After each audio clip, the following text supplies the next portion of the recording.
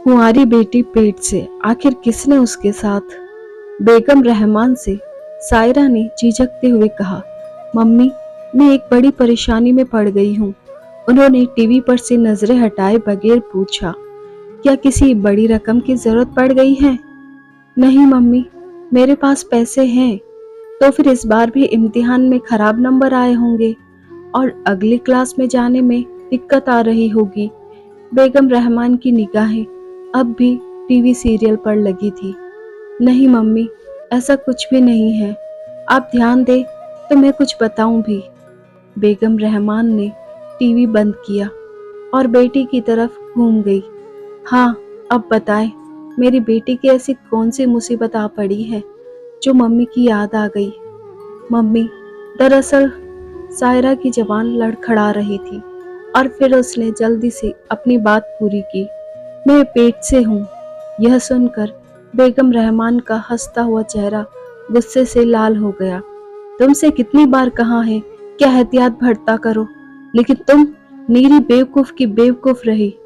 बेगम रहमान को इस बात का सदमा कतई नहीं था कि उनकी कुंवारी बेटी पेट से हो गई है। उन्हें तो इस बात पर गुस्सा आ रहा था कि उसने एहतियात क्यों नहीं बरती। मम्मी, मैं हर बार बहुत एहतियात बरतती थी, पर इस बार पहाड़ पर पिकनिक मनाने गए थे, वही चूक हो गई। कितने दिन का है? बेगम रहमान ने पूछा। चौथा महीना है, सायरा ने सिर झुकाकर कहा। और तुम अभी तक सो रही थी? बेगम रहमान को फिर गुस्सा आ गया।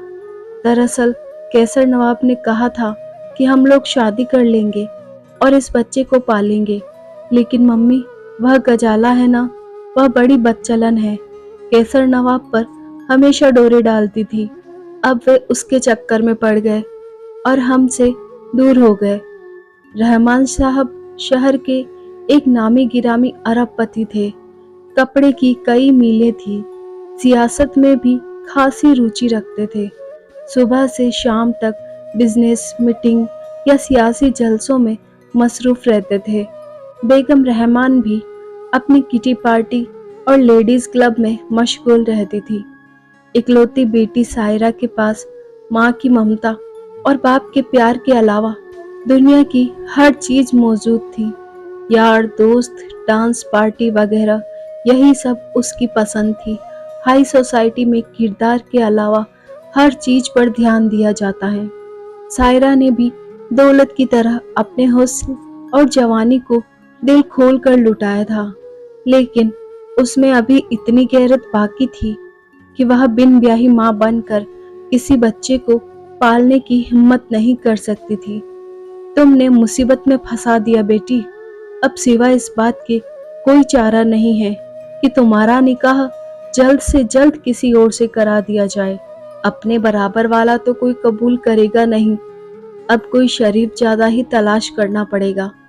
कहते हुए बेगम रहमान फिक्रमंद हो गई। 1 महीने के अंदर ही बेगम रहमान ने रहमान साहब के भतीजे सुल्तान मियाँ से सायरा का निकाह कर दिया। सुल्तान कोऑपरेटिव बैंक में मैनेजर था। नौजवान खूबसूरत सुल्तान के घर जब बेगम रहमान सायरा के रिश्ते की बात करने गई तो सुल्तान की माँ आबदा बीबी को बड़ी हैरत हुई थी। बेगम रहमान 5 साल पहले सुल्तान के अब्बा की मौत पर आई थी। उसके बाद वे अब आई तो आबदा बीबी सोचने लगी कि आज तो सब खैरियत है, फिर ये कैसे आ गई। जब बेगम रहमान ने बगैर कोई भूमिका बनाए सायरा के रिश्ते के लिए सुल्तान का हाथ मांगा तो उन्हें अपने कानों पर यकीन नहीं आया था। कहाँ सायरा एक अरबपति की बेटी और कहाँ सुल्तान एक मामूली बैंक मैनेजर, जिसके बैंक का सालाना टर्नओवर भी रहमान साहब की 2 मीलों के बराबर नहीं था। सुल्तान की माँ ने बड़ी मुश्किल से कहा था, भाभी, मैं जरा सुल्तान से बात कर लूं। आबदा बीबी, इसमें सुल्तान से बात करने की क्या जरूरत है? आखिर वह रहमान साहब का सगा भतीजा है। क्या उस पर उनका इतना भी हक नहीं है कि सायरा के लिए उसे मांग सके? बेगम रहमान ने 2 टूक शब्दों में खुद ही रिश्ता दिया और खुद ही मंजूर कर लिया था। चंद दिनों के बाद एक आलीशान होटल में सायरा का निकाह सुल्तान मियां से हो गया। रहमान साहब ने उनके हनीमून के लिए स्विट्जरलैंड के एक बेहतरीन होटल में इंतजाम करा दिया था। सायरा को जिंदगी का यह नया ढर्रा भी बहुत पसंद आया। हनीमून से लौटकर कुछ दिन रहमान साहब की कोठी में गुजारने के बाद जब सुल्तान ने दुल्हन को अपने घर ले जाने की बात कही तो सायरा के साथ बेगम रहमान के माथे पर भी बल पड़ गए।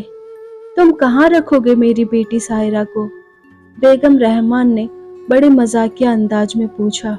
वहीं जहाँ मैं और मेरी अम्मी रहती हैं, सुल्तान ने बड़ी सादगी से जवाब दिया। बेटे, तुम्हारे घर से बड़ा तो सायरा का बाथरूम है, वह उस घर में कैसे रह सकेगी? बेगम रहमान ने फिर एक दलील दी। सुल्तान को अब यह एहसास होने लगा था कि यह सारी कहानी घर जमाई बनाने की है। यह सब कुछ तो आपको पहले सोचना चाहिए था, सुल्तान ने कहा। इससे पहले कि सायरा कोई जवाब देती, बेगम रहमान को याद आ गया कि यह निकाह तो एक भूल को छिपाने के लिए हुआ है। मियाँ बीवी में अभी से अगर तकरार शुरू हो गई तो पेट में पलने वाले बच्चे का क्या होगा? उन्होंने अपने मूड को खुशगवार बनाते हुए कहा, अच्छा बेटा, ले जाओ, लेकिन सायरा को जल्दी जल्दी ले आया करना। तुमको तो पता है कि सायरा के बगैर हम लोग एक पल भी नहीं रह सकते। सुल्तान और उसकी माँ की खुशहाल जिंदगी में आग लगाने के लिए सायरा सुल्तान के घर आ गई। 2 दिनों में ही हालात इतने खराब हो गए कि सायरा अपने घर वापस आ गई। मियाँ बीवी की तनातनी नफरत में बदल गई और बात तलाक तक पहुंच गई। लेकिन मसला था मेहर की रकम का, जो सुल्तान मियाँ अदा नहीं कर सकते थे। 10 लाख रुपए मेहर बांधा गया था। आखिर अरबपति की बेटी थी, उसके जिस्म को कानूनी तौर पर छूने की कीमत 10 लाख रुपए से कम क्या होती। एक दिन मियाँ बीवी की इस लड़ाई को एक बेरहम ट्रक ने हमेशा के लिए खत्म कर दिया। हुआ यूं कि सुल्तान मियाँ शाम को बैंक से अपने स्कूटर से वापस आ रहे थे। न जाने किस सोच में थे कि सामने से आते हुए ट्रक की चपेट में आ गए और बेजान लाश में तब्दील हो गए। सायरा बेगम अपने पुराने दोस्तों के साथ एक बड़े होटल में गप्पे लगाने में मशगूल थी। तभी बीमा कंपनी के एक एजेंट ने उन्हें एक लिफाफे के साथ 10 लाख रुपए का चेक देते हुए कहा, मैडम, ऐसा बहुत कम होता है कि कोई पहली किस्त जमा करने के बाद ही हादसे का शिकार हो जाए।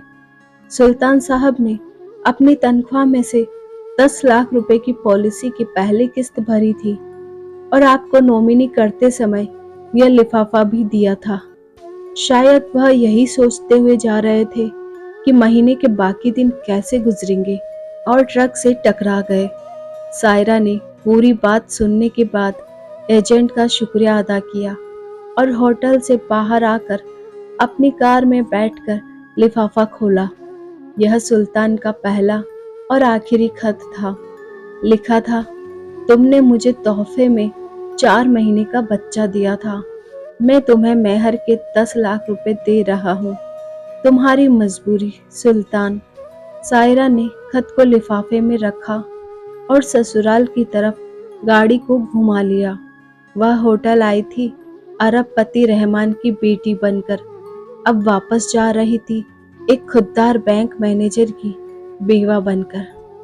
धन्यवाद दोस्तों। आपको स्टोरी अच्छी लगी हो तो हमारे चैनल को लाइक, शेयर और सब्सक्राइब कीजिए और बेल आइकन को प्रेस कीजिए।